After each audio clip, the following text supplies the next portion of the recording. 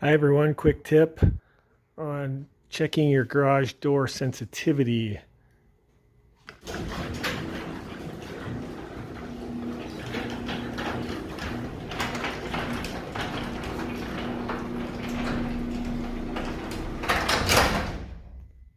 Fail. That's a 2x4.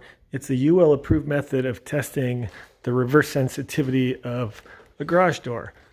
Most homes have a sticker right on the wall, says use a 2x4 laid flat.